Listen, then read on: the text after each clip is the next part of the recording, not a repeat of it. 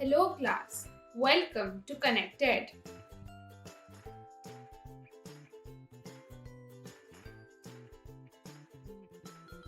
After the French Revolution, Europe experienced a wave of powerful ideas of freedom and equality. The revolution paved way and created new doors, creating a dramatic change in the manner the society was structured.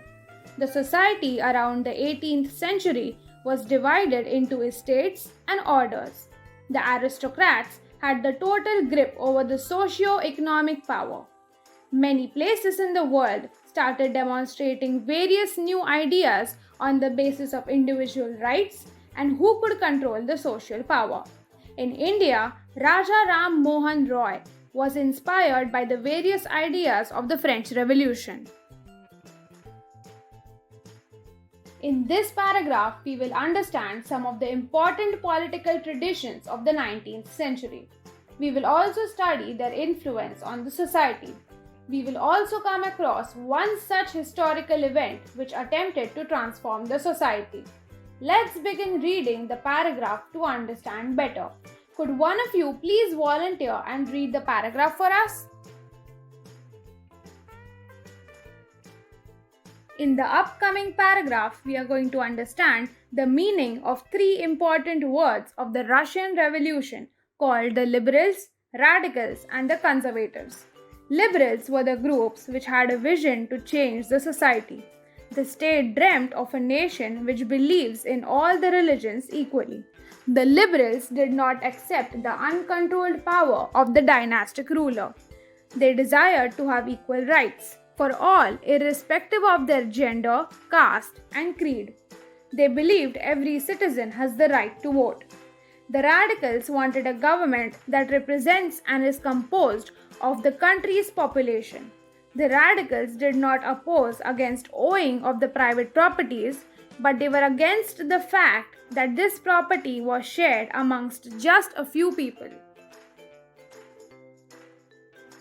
The conservatives had begun accepting change. They were completely opposing the idea of change until the earlier 18th century. In the 19th century, they began accepting that some changes were unavoidable and also believed that all the incidents in the past have to be respected.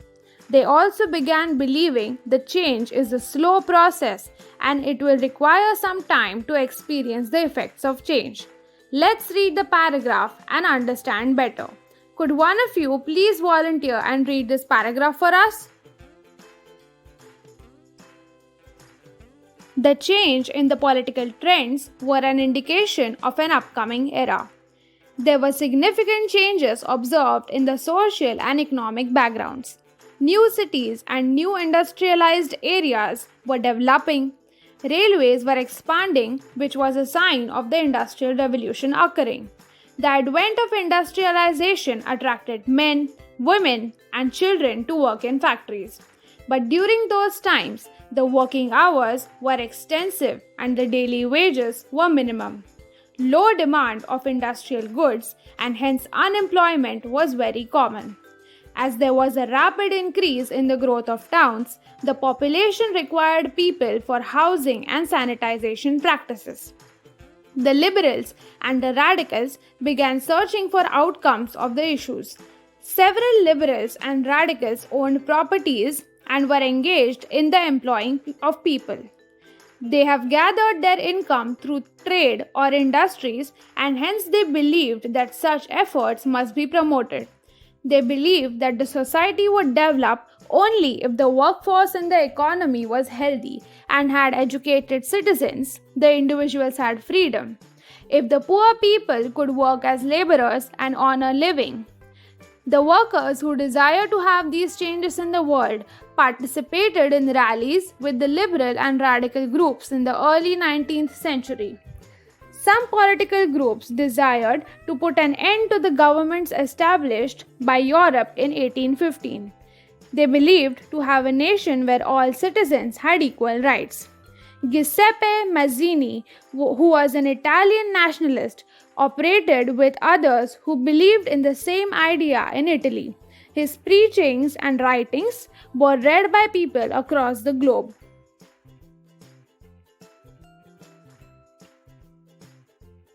Socialism was one of the most wide-ranging values. It gave a conception of how a society should be organized. The idea of socialism was prominent and attracted attention around the mid-19th century. The socialists were against private property. They believed that owning of the private property was the origin of the social vices. Individuals that owned private property offered employment, and the property profit was enjoyed by the owners alone and not the people who made the industry successful. Socialists wanted to create a society where all the property was owned by a society as a whole and not an individual person. This would lead to gaining more benefits for everybody in the society. This was the socialist vision, and they began campaigning for the same. Different people had different visions and ideas for the future. It said that some people believed in the idea of cooperative stuff.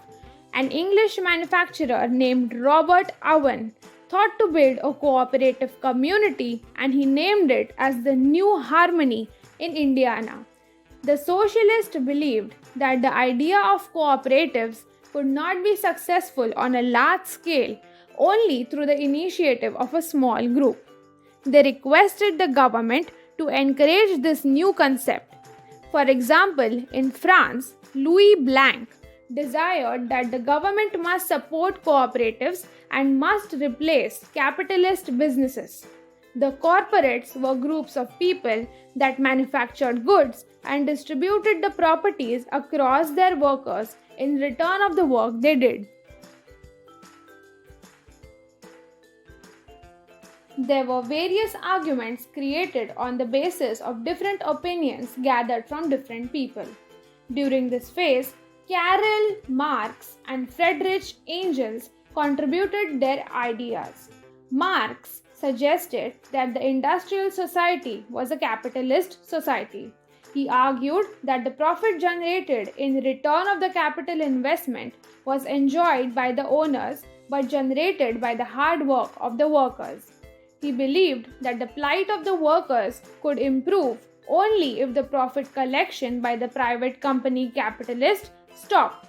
He also believed that to relieve the workers from this capitalist exploitation and give them a quality lifestyle in return for their effort through which the company earned profits was the only solution to socially control all the property that could generate a communist society.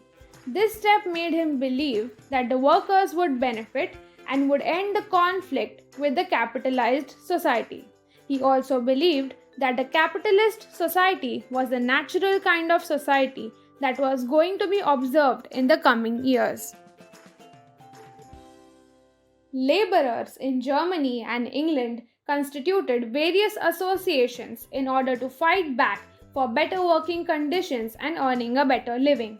They also set up associations and collected funds to help their fellow members in difficult times. They also demanded lesser hours of working, and they also wanted the right to vote. The Social Democratic Party in Germany associated themselves with the worker unions. The Socialist and the Trade Union formed a political party called the Labour Party in Britain and the Socialist Party in France. The Socialists never achieved success in forming a government in Europe. The government in Russia was taken over by the Socialists through the October Revolution of 1917. Hence, the October 1917 and the February 1970, along with all the events that happened in October, are together known as the Russian Revolution. Let's read the paragraph and understand how did the Russian Revolution come about? What were the social and political conditions in Russia when this revolution occurred? The Russian Empire was ruled by Nicholas II in 1914. The massive empire constituted of the territory around Moscow, the current-day Finland, Latvia, Lithuania, Estonia, parts of Poland, Ukraine, and Belarus. It also included today's Central Asian states of Georgia, Armenia, and Azerbaijan, and it stretched to the Pacific Ocean. Russian Orthodox Christianity was the predominant religion there. It had grown out of the Greek Orthodox Church. Along with this religion, other religions like Catholics, Protestants, Muslims, and Buddhism were also followed. A vast majority of Russian people practiced agriculture at the beginning of the 20th century. Majority of the population survived on agriculture. Based on the statistics, 85% of the Russian population was dependent on agriculture, and this number is way higher than most of the European countries like Germany and France, which only had 40% and 50% of their population living on agriculture. In Russia, people used to practice agriculture for their personal needs as well as to sell them in the market. Russia was known to be a significant exporter of grains. Moscow and St. Petersburg were the important industrial areas. The production was done by majority of the craftsmen. The larger factories functioned alongside these little craft workshops. When the Russian railway network was extended, many factories were established around the 1890s. This led to an increase in foreign investment. The production of coal increased to almost doubled and the output of iron and steel quadrupled. In some factories, it was observed that the number of factory workers was equal to the craftsmen. These industries were considered as a private property for the industrialists. The large factories were supervised by the government to regulate the wages and the working hours of the workers. Irrespective of the supervision, the rules were broken. In small-scale industries, the working day was equal to 15 hours, wherein the working hours in factories were 10 to 12 hours. Accommodation was provided to all the workers. These workers were strategically divided into two groups. Some workers in these groups had good relations with the villagers from where they belonged, and others had settled permanently in the cities. In some places, the workers were divided by the skill set they offered. The metal workers considered themselves as aristocrats among other workers. They believed that their occupation demanded extensive training and a professional skill set. Women were also a part of these work establishments. They worked as much as the other workers, but were paid between half and three-fourths of a man's wage. Associations were established to lend a helping hand to its members during hardships. Irrespective of the formation of the social groups, the workers were convinced for uniting and stopping work when they believed that something proposed by the employers was incorrect. The major issues included dismissal or improper working conditions. In 1896 through 1897, these strikes fed in the textile industry and were also experienced in the metal industry in 1902.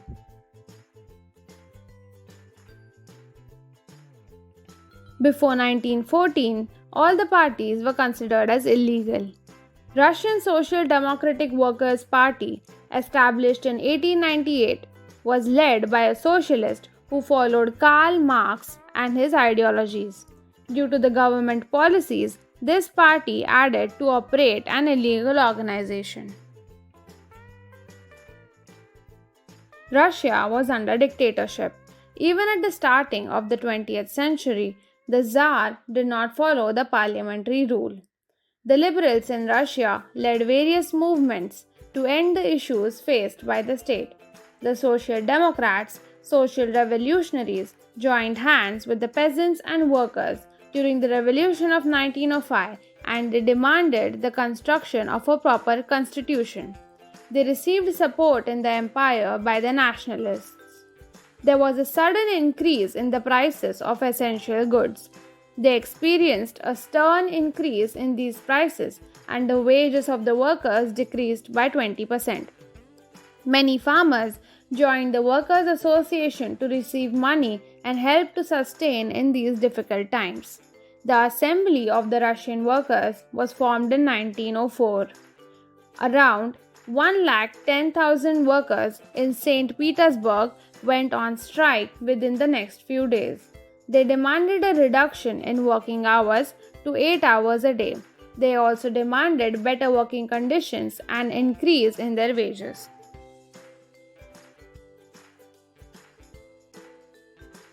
The procession of the workers, which was led by Father Gapon, was brutally beaten on reaching the Winter Palace.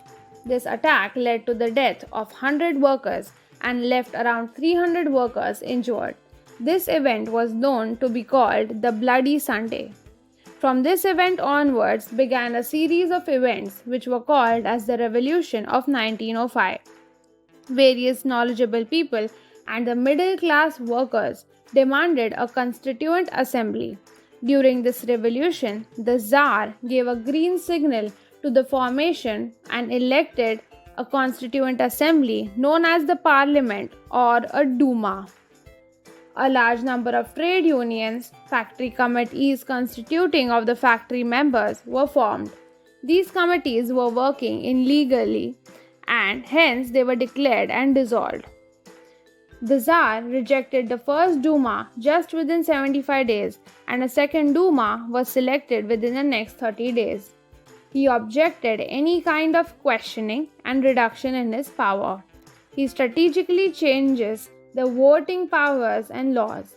This Duma voice comprised of conservative politicians, barring the liberals and revolutionaries. In 1940, a war blew out between the European alliances, Germany, Austria, and Turkey, and France, Britain, and Russia. This war was fought outside and inside Europe. This war was known to be called the First World War. In Russia, the war was originally popular and people rallied around Tsar Nicholas II. With the continuation of the wars, the Tsar refused to discuss with the main parties in the Duma. They eventually began receiving less support. The anti-German sentiment became high. St. Petersburg, which was a German name, was renamed to Petrograd. Tsarina Alexandra's German origins and the impoverished consultants and a monk named Rasputin made their dictatorship unpopular. There was a significant difference between the First World War in the Eastern and Western fronts. In the Western Front, armies fought channeled stretches along the eastern fronts. In the east, the armies moved a good deal and battled, leaving large number of people injured. The defeat of the people faced during this world war was shocking and demoralizing. The Russian armies encountered massive failures in Germany and Austria between 1914 and 1915. The count of the casualties by the year 1917 scaled up to 70 lakh people. As they received the treatment, the crops and the buildings of the opponents were destroyed by the Russian army with the intention of not letting their enemy be able to live smoothly. This destruction led to about 30 lakh refugees in Russia, and this situation was debunked by the government and the Tsar. The soldiers expressed their disapproval for fighting such a war. This war also showed an adverse effect on the industries.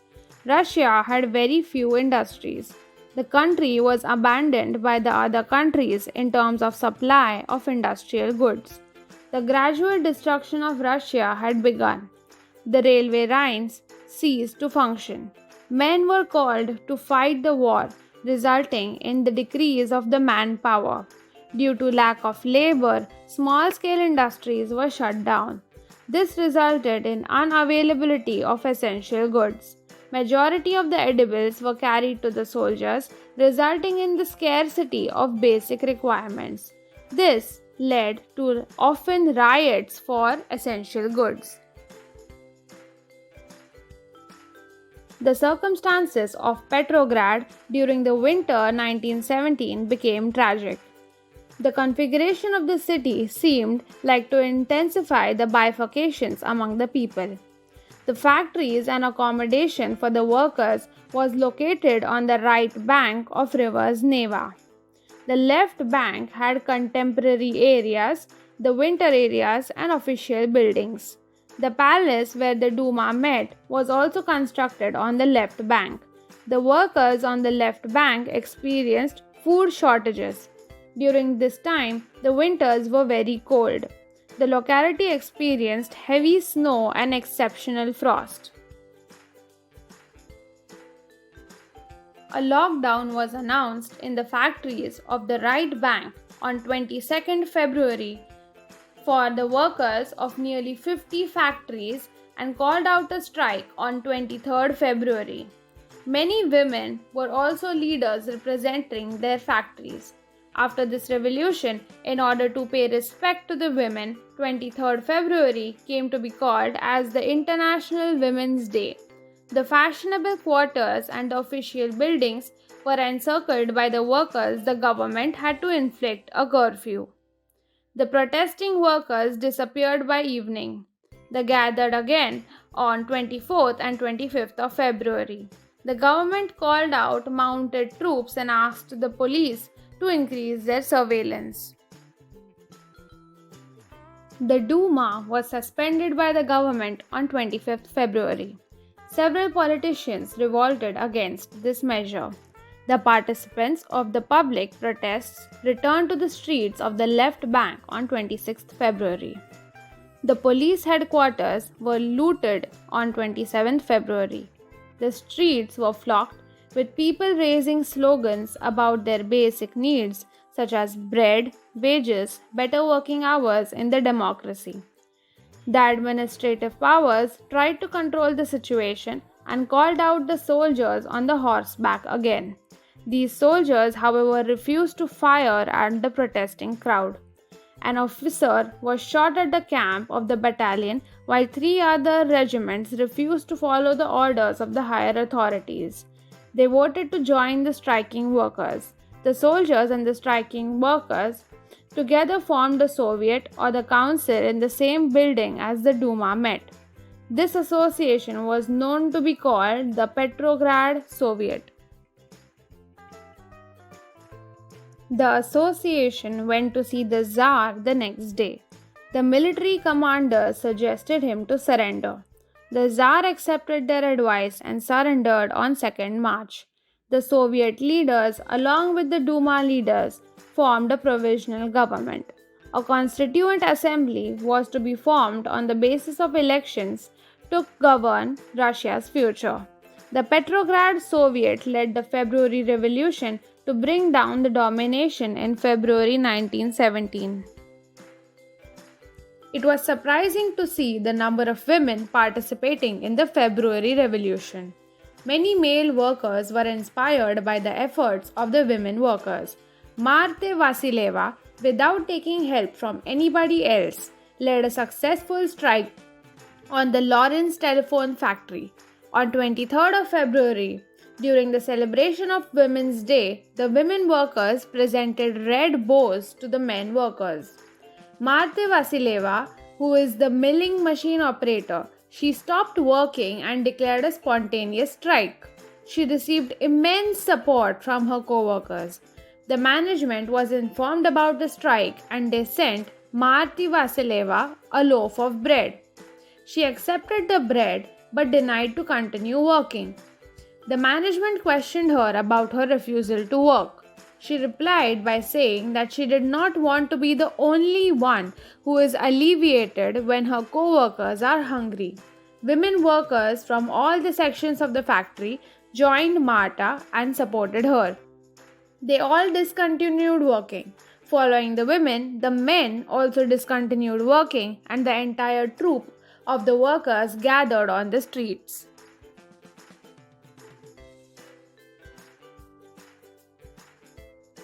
Post-February, the army officials, landowners, and industrialists had power in the provisional government. The liberals and the socialists worked towards an elected government. Constraints on public gatherings and associations were removed. Various Soviets, like the Petrograd Soviet, were established everywhere, hence, no common system of election was to be followed.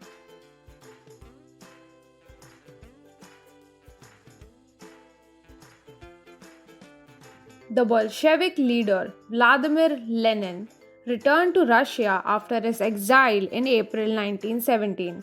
Vladimir, along with the Bolsheviks, obstructed the war since 1914. He believed that now was the right time the Soviets took over the power. The war must be brought to a close, the land must be transferred to the patients, and the banks must be nationalized, were the three demands put forth by Lenin, which were mentioned in Lenin's April thesis. He demanded the name of the Bolshevik Party to change to the Communist Party to reflect the new radical aims. Many people were surprised by the April thesis. They believed that the provisional government needed support and it was not the right time to initiate a revolution. But the developments they experienced in the coming years made them change their mind. Many workers got along with each other and formed factory communities which began interrogating and revolting against whether the industrialists run the factories. These unions multiplied rapidly. Like the worker union in the industrial areas, soldiers' committees were formed in the army. The provisional government felt that they were overpowered by the Bolsheviks' influence and hence they immediately decided to take strict action against the person dissipating displeasure. Various land committees were formed to settle the related disputes. With the increase in the conflict between the provisional government and the Bolsheviks, there was a fear that the provisional government would set up a dictatorship rule. In September, Lenin initiated discussions for a revolt against the government. He was backed by the Bolshevik supporters from the army, Soviets, and factories. On 16th October 1917, Kamal Lenin convinced the Petrograd Soviet and the Bolshevik Party to concede to a socialist attack of power to stop a military revolutionary committee that was established by the Soviet under Leon Trotsky to plan this attack. The date and details of this attack were kept confidential.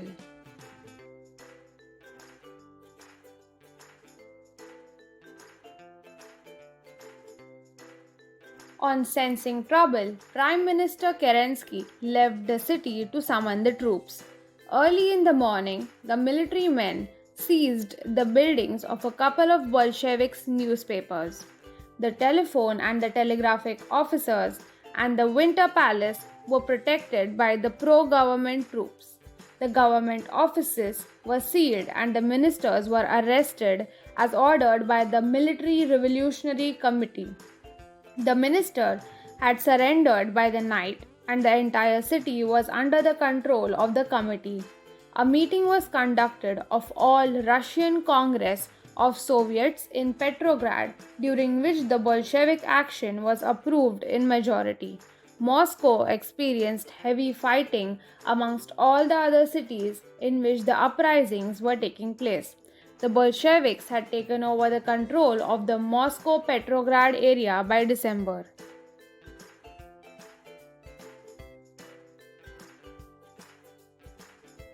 After October, the private property was mostly opposed by the Bolsheviks. By November 1917, majority of the industries and banks were nationalized. The meaning of nationalized organization is the organization that is taken over by the government in terms of ownership as well as management. The cultivable land was declared as a social property and the farmers had the freedom to take over the land. In larger cities, people lived in larger families. The Bolsheviks enforced the partition of these larger houses to cater to the requirements of the family. New uniform was assigned for the army and the officials.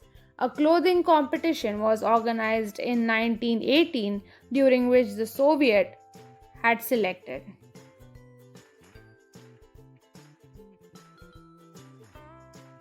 Russian Communist Party was the new name given to the Bolsheviks party. The Bolsheviks were in control of the elections to the Constituent Assembly but failed to receive support from the people. The assembly rejected the Bolshevik measures and it was dismissed by Lenin. Lenin believed that all Russian Congress of Soviets was more democratic than an assembly which was selected under unstable conditions. Despite resistance by the political allies, the Bolsheviks made peace with Germany's Brest-Litovsk. The Bolsheviks became the sole party that participated in the elections to the All-Russian Congress of Soviets. This later became the parliament of the country. Russia eventually became a one-party state. Full trade unions were kept under the party surveillance. The secret police penalized those who blamed the Bolsheviks. This party stood for socialism and change, and these values attracted many young writers and artists to rally with the party.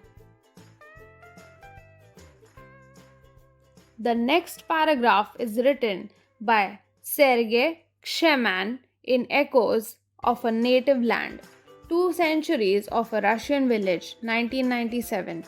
In the other paragraph, Fedor Belov, in his book The History of a Soviet Collective Farm, has expressed his feelings. Let's read the paragraph to understand what views he has expressed. When the Bolsheviks authorized land distribution, the Russian army began to disintegrate. The peasants, who were soldiers, demanded to go home for redistribution. The non-Bolshevik socialists, liberals, and supporters of dictatorship criticized the Bolshevik uprising. The leaders moved to South Russia and established troops to fight the Bolsheviks. During 1818 and 1819, the Greens, who are the socialist revolutionaries, and the Whites, who were the pro-Tsarists, governed most of the Russian Empire. They were supported by the French, American, British, and all the Japanese too. These troops were concerned about the growth by the socialism in Russia.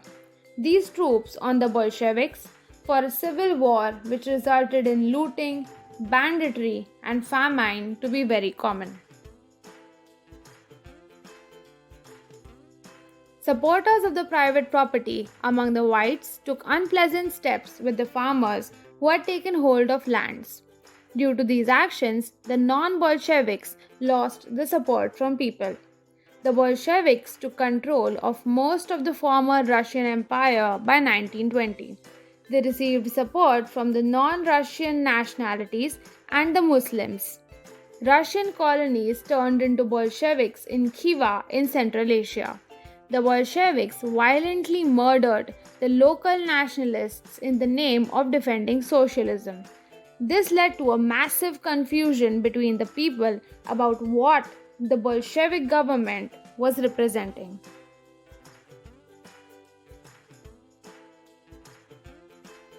As a partial solution to this, the non-Russian nationalities were given political independence in the Soviet Union. The Soviet Union was the state the Bolsheviks created from the Russian Empire in 1922. This was combined with the policies of the unpopular civics that were forced. Their attempt to win over different nationalists were only partly successful.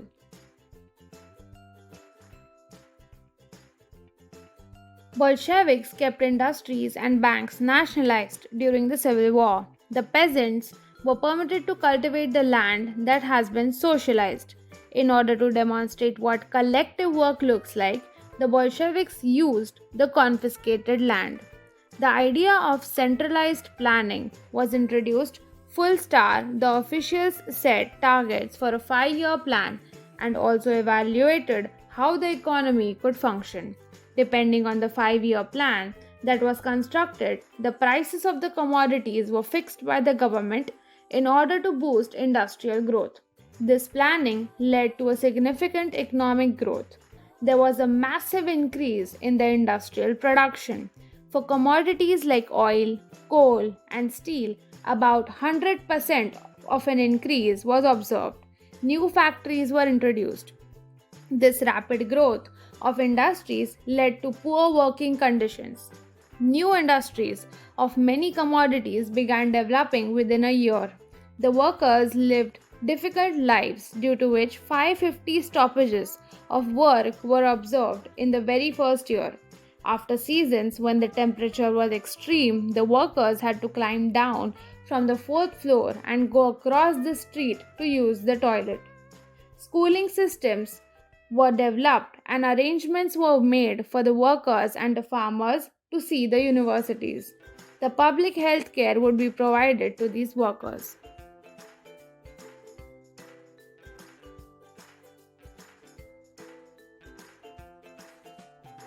This early economic planning period led to disasters of the collectivization of agriculture. The towns in Soviet Russia were experiencing grain shortages. The government predetermined the prices of the grains that had been sold. The farmers denied to sell their grains to the government at the predetermined prices. After the death of Lenin, Stalin took over the control of the party. He introduced the firm with emergency measures. He believed that the rich farmers were holding their goods in order to sell them during times of inflation. These assumptions had to be stopped and the goods were seized.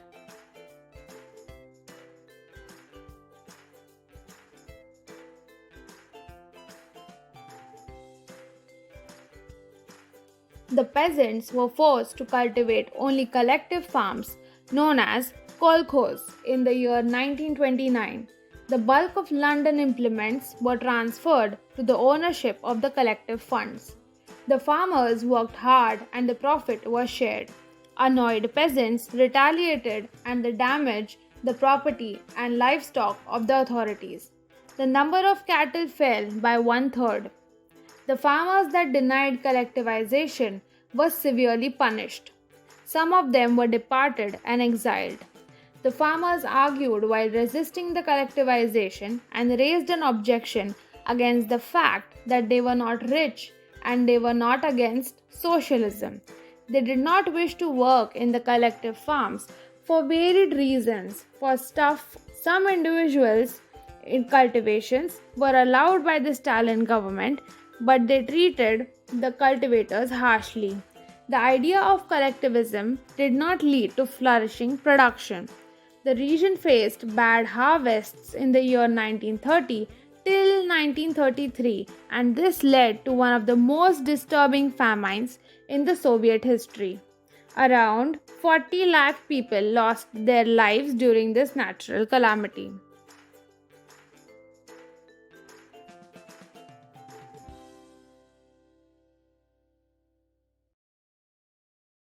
A lot of people in the party disapproved the confusion in the industrial production.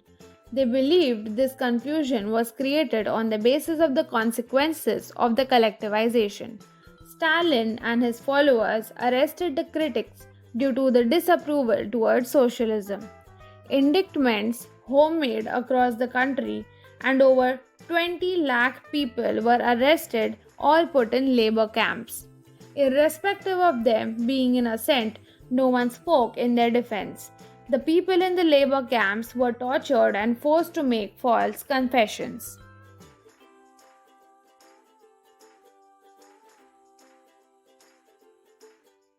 This paragraph is going to tell us about the global influence of the Russian Revolution and the USSR.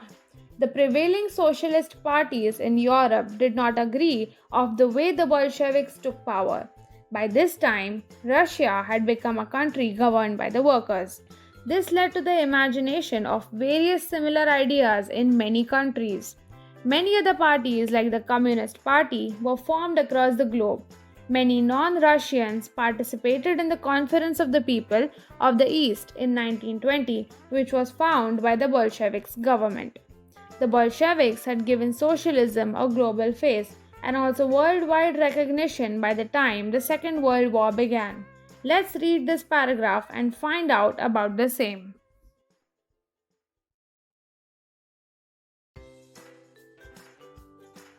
In 1950, it was accepted within the country that the style of the government in the USSR was not maintaining with the ideals of the Russian Revolution. Underdeveloped countries had eventually became a powerful country.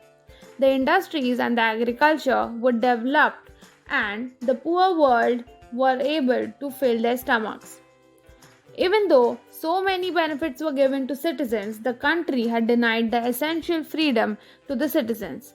It carried out several projects without the permission and through difficult policies. Let's read the paragraph to understand more. Could one of you please volunteer and read this paragraph for us?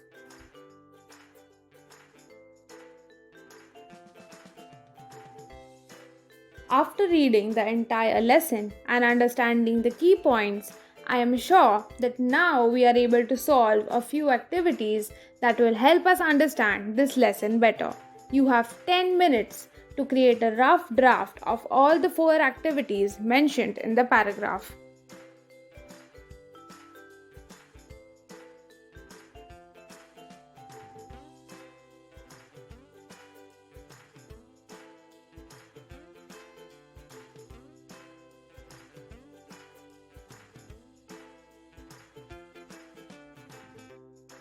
Read the following questions and search for the answer in the lesson.